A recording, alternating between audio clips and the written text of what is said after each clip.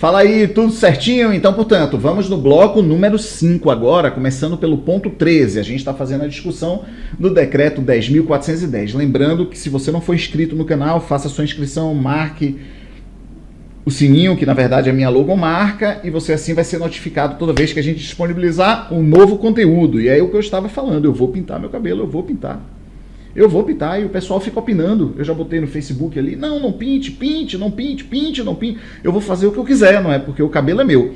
Então vamos lá, ponto número 13. Pessoal, tem uma nova redação para a união estável. Bora lá dar uma olhada na nova redação para a união estável? É muito relevante isso aqui. E engraçado que eu tinha uma preocupação em aula, né? Até agora, até o último curso que dei, quando a gente ia definir lá o que seria união estável, não é? Vamos lá, rapidinho. O que seria união estável? A gente dizia assim, vou pegar aqui, dá para ler mesmo riscado? Dá para ler mesmo riscado, a gente vai ver aqui. Esqueci de ajustar o vídeo para não ficar esse verde, mas não tem problema não. Considera-se, está arriscado, mas a gente vê, tá bom? Considera-se união estável aquela configurada na convivência pública contínua e duradoura entre homem e mulher, estabelecido com a intenção de constituição de família. Aí o que eu fazia em aula? Eu dizia, pessoal, considera-se união estável aquela configurada na convivência pública, contínua, duradoura, com a intenção de constituição de família, entre homem e mulher, mulher e mulher.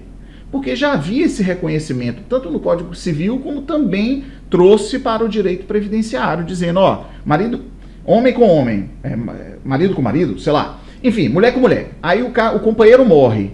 Aí o companheiro vai lá no INSS e diz, olha, o segurado que morreu era meu companheiro, e comprova a união estável. Bem, mas estava lá escrito na legislação homem e mulher. Havia uma decisão por conta de uma ação civil, civil pública. Eu não sei, eu acho que era uma ação civil pública lá do sul do país, enfim. E aí, para o servidor do INSS conceder a um homem, por conta de um segurado falecido homem, ou seja, havia uma união estável entre homem e homem, se fazia valer aquilo que estava naquela ação civil pública. Se eu não me engano, era uma ação popular ou ação civil pública, não sei. Aí, resultado, agora já está na legislação. Dá uma olhada. Considera-se união estável aquela configurada na convivência pública, contínua e duradoura entre pessoas. Não é mais entre homem e mulher, é entre pessoas. Então, entre homem e mulher, mulher e mulher. Então, acabou a celeuma, um abraço, o servidor concede sem ficar lá meio ressabiado de que, será que eu poderia conceder isso? Ou será que eu não poderia? Porque na legislação está dizendo entre homem e mulher e eu estou concedendo de homem para homem, de mulher para mulher. Enfim, agora está tranquilo. Considera-se união estável aquela configurada na convivência pública, contínua, duradoura, com intenção de constituição de família entre pessoas. Então, esse é o nosso ponto número 13 e a gente vai fazer o resuminho dessa passagem. Bora fazer? Então, vamos lá. Ponto número 13. Vamos lá? É a nova redação, vou botar assim, nova redação, é a nova redação para união estável. É a nova redação para a união estável. Então, bora botar as principais características. Que droga é isso, velho? As principais características para a união estável? Então, é aquela configurada na convivência pública, contínua, duradoura, não é assim? Contínua, duradoura, com intenção de constituição de família, duradoura, com intenção de constituição de família. Aí agora eu vou dar um realce aqui, olha só, entre pessoas,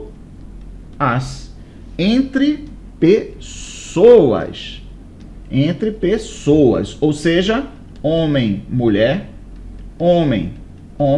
mulher e mulher, beleza?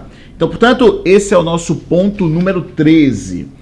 Vamos lá no ponto número 14. Esse negócio atrás aqui verde, tá me tirando do sério? Vamos lá, ponto 14. Vamos no ponto 14. Eu vou sair daqui, tá bom? Para não ficar com essa interferência. Bora fazer dessa forma? Pronto. Vamos fazer aqui o ponto 14. Deixa eu fazer aqui o ponto 14. Vamos que vamos. Ponto 14. Bem, a gente já discutiu isso em outros projetinhos que faço, na mão grande, chama acesa, questões comentadas. Eu sei que já falei sobre isso. Mas olha só, a prova inicial material, né? Para comprovação de união estável e para comprovação de dependência econômica. Beleza? Então, a prova com início, ou seja, a prova material, início de prova material. Então, vou botar aqui, não é? Deixa eu escrever aqui, não ficou legal, eu botei prova, eu vou botar início de prova material. Início de prova material, beleza? Para comprovação de união estável e para comprovação de dependência econômica. Claro que dependência econômica aqui a gente está pensando em dependentes da segunda e da terceira classe, também dependentes da primeira classe, no caso do menor tutelado e no caso do enteado, mas em regra geral, dependentes da segunda e da terceira classe, e união estável, claro, para os dependentes da primeira classe. Então, essa é a situação. Quero comprovar a união estável. Ah, beleza, então tem que ter início de prova material. Quero comprovar a dependência econômica. Ah, beleza, tem que ter início de prova material. Então, portanto, mas só que essa prova material, ela tem um limite no tempo. Então, como é que funciona esse limite no tempo? É da data do óbito. Ora, óbito porque estou requerendo pensão por morte. Da data do recolhimento do segurado à prisão. Ora, porque estou requerendo auxílio reclusão. Bem, é dessa data aqui para trás, ó. É dessa data para trás, é dessa data para trás aqui, 24 meses. 24 meses. Eu tenho que encontrar provas materiais aqui, ó, dentro deste período aqui. Ou seja, eu tenho que encontrar aqui uma fatura de cartão de crédito, uma conta de luz, uma conta de água, uma filiação a um clube social, alguma zorra aqui de prova material eu tenho que encontrar neste período aqui, ok? Neste período de 24 meses da data do óbito do recolhimento à prisão. Ah, olha só, morreu um segurado, aí a mulher companheira se apresenta ao INSS e apresenta uma fatura onde ela figurava como dependente, enfim, de 15 anos atrás, Meu irmão, não vai valer não, ok? Não vai valer, ó, isso aqui não vai valer como início de prova material, porque essa fatura do cartão de crédito, a conta de luz, de um aluguel, de uma zorra qualquer, tem que estar dentro desse período de 24 meses que antecedem a data do óbito, o recolhimento à prisão. Simples assim, não é? Mas se a gente der uma olhada numa lousa como essa, rapaz, pode sair tanta questão de prova dessa zorra aqui, não é?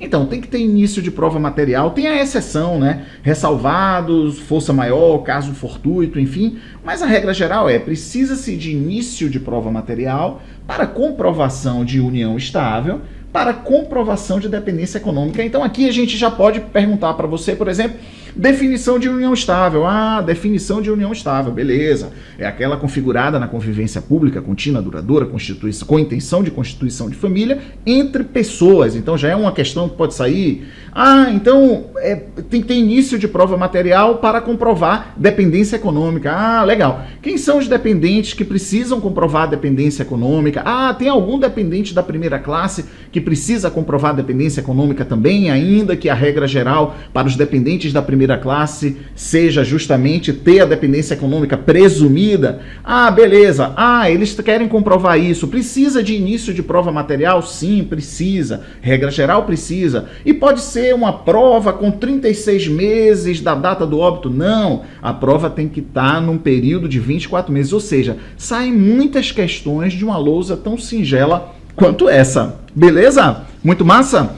Vamos lá na questão... Vamos lá no ponto número 15. Deixa eu aparecer aqui, deixa eu ver se melhorou. Eu não ajustei não, mas vamos lá. Qual vai ser o ponto número 15? Vamos lá? O ponto número 15, pessoal, diz respeito, sabe o quê?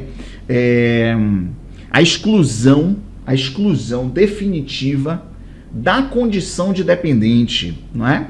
aquele que, por exemplo, atentou contra a vida do segurado. Um caso muito clássico para isso, né? Um caso muito clássico para isso é pai e filho, não é?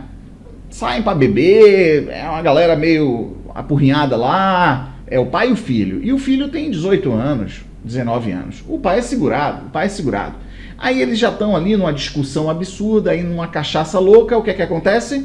O filho mata o pai. Pronto, beleza. Perdeu a qualidade de dependente. Agora, essa perda definitiva, ela precisa ter condenação judicial transitada em julgado.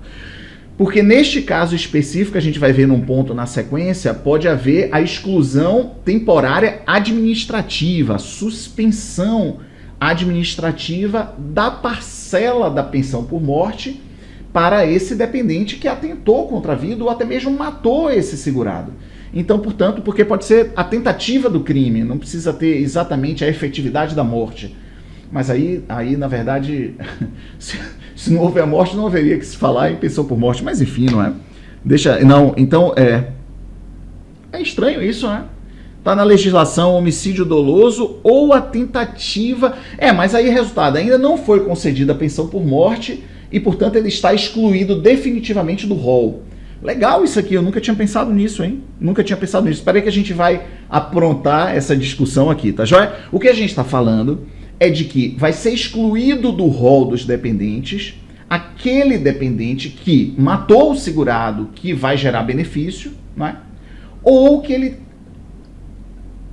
Na verdade, houve uma tentativa de assassinato daquele segurado que no futuro gerará o benefício. Então, aquele dependente também faz ser excluído definitivamente do rol, claro, numa sentença judicial transitada em julgado. Bora botar aqui para não ficar atrapalhado? Vamos lá? Percebam que eu, inclusive, estou aprendendo também, não é?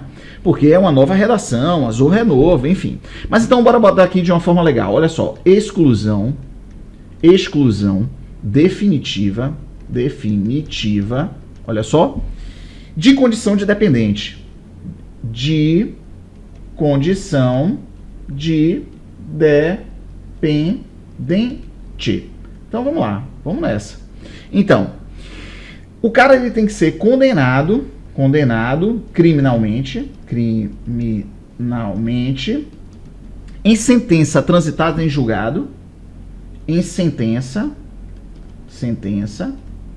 transitada em julgado, como autor, coautor ou partícipe, como autor, coautor ou partícipe, por conta de um homicídio, isso aqui que me atrapalhou, homicídio doloso, ou tentativa desse homicídio, Legal isso aqui, no tempo, olha só, no tempo, isso aqui é importante, hein? Homicídio doloso. Então, aqui já está havendo a concessão da pensão por morte. Eventualmente, o assassino está recebendo pensão por morte, a não ser que tivesse sido aberto ali um processo administrativo e que houve a suspensão. Mas a rigor o processo administrativo é muito mais rápido do que o judicial. O filho mata o pai, aí o pai morreu, ele vai na Previdência e requer o benefício vai ser pago.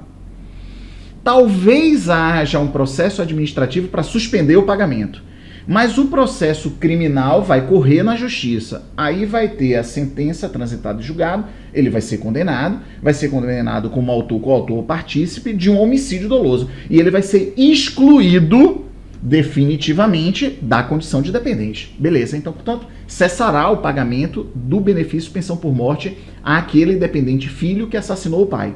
Mas observe, houve uma tentativa de assassinato.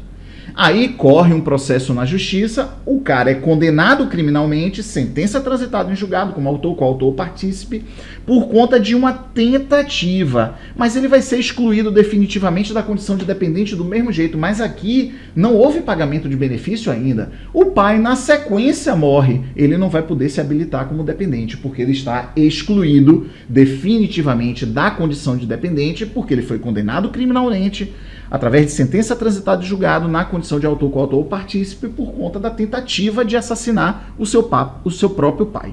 Beleza? Massa? Então, portanto, esse é o nosso ponto número 15. Esse é o nosso bloco número 5 e a gente para por aqui para que a gente vá fazer o bloco número 6. Galera, muita coisa bacana, a gente assim vai repisando a matéria, vai discutindo. Quando a gente terminar tudo, a gente depois faz uma bateria de questões, ou seja, a gente vai ficar fazendo conteúdo, repetindo conteúdo, fazendo questões, nessa pegada até maio do próximo ano. Porque maio do próximo ano, de 2021, vai ficar decidido se haverá ou não concurso INSS no próximo ano de 2022. Ou seja, a gente já está aqui em julho.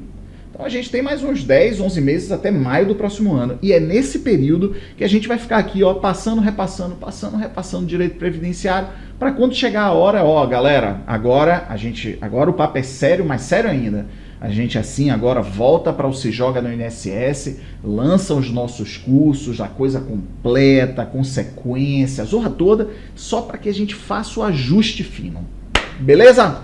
Forte abraço, vamos juntos nessa caminhada.